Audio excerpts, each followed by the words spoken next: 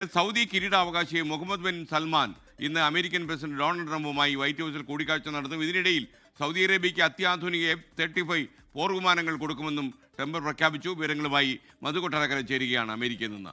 മധു, good morning. പറയൂ Madhu. Good morning എസ്കെൻ. Saudi രാജകുമാരൻ മുഹമ്മദ് ബിൻ സൽമാൻ വരുന്നതിന്റെ സന്തോഷം വലിയ രീതിയിൽ തന്നെ ഡൊണാൾഡ് ട്രംപ് പ്രകടിപ്പിച്ചുകൊണ്ടിരിക്കുകയാണ്. സൗദിക്ക് അമേരിക്കയുടെ അത്യാധുനിക യുദ്ധവിമാനങ്ങൾ നൽകുമെന്ന് ട്രംപ് പ്രഖ്യാപിക്കുകയും ചെയ്തു കഴിഞ്ഞു. ഈ ഗ്ലോബൽ പൊളിറ്റിക്കൽ പവറിൽ തന്റെ സ്ഥാനമൊക്കെ കൃത്യമായി ഉറപ്പിച്ചതിന് ശേഷമാണ് മുഹമ്മദ് ബിൻ സൽമാൻ ഇപ്പോൾ അമേരിക്കയിലേക്ക് യാത്ര ചെയ്തുകൊണ്ടിരിക്കുന്നത്.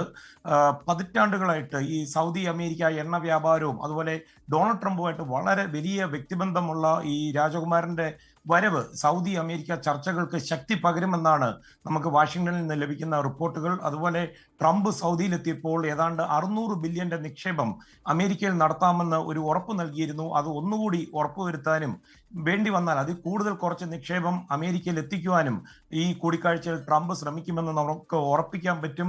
അതുപോലെ അമേരിക്കയിൽ നിന്ന് ഗൾഫ് മേഖലയിൽ സൗദിക്ക് സുരക്ഷാ ഗ്യാരണ്ടി സൗദി രാജകുമാരൻ ആവശ്യപ്പെടും.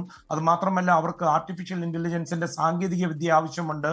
ഇത് കൂടാതെ പൊതു ആവശ്യങ്ങൾക്ക് US-ന്റെ ആണവ സാങ്കേതിക വിദ്യയും സൗദി രാജകുമാരൻ ഈ കൂടിക്കാഴ്ചയിൽ ആവശ്യപ്പെടും. എസ്കെനെ F-35 വിമാനങ്ങൾ നൽകുന്നതിൽ നിബന്ധന വെക്കണമെന്ന് ഇസ്രയേൽ ഇതിനോടകം ആവശ്യപ്പെട്ടിട്ടുണ്ട്. അതായത് ഇസ്രയേലിനെ അംഗീകരിക്കണമെന്നാണ് അവരുടെ ആവശ്യം. എസ്കെൻ, ലോകത്തെവിടെയായാലും ഏത് സമയത്തും 24 വാർത്തകളും ഓഗ്മെന്റഡ് റിയാലിറ്റി പാക്കേജുകളും എക്സ്പ്ലെയിനറുകളും വിശദമായി കാണാൻ ഞങ്ങളുടെ YouTube ചാനൽ നിങ്ങൾക്ക് സബ്സ്ക്രൈബ് ചെയ്യാം.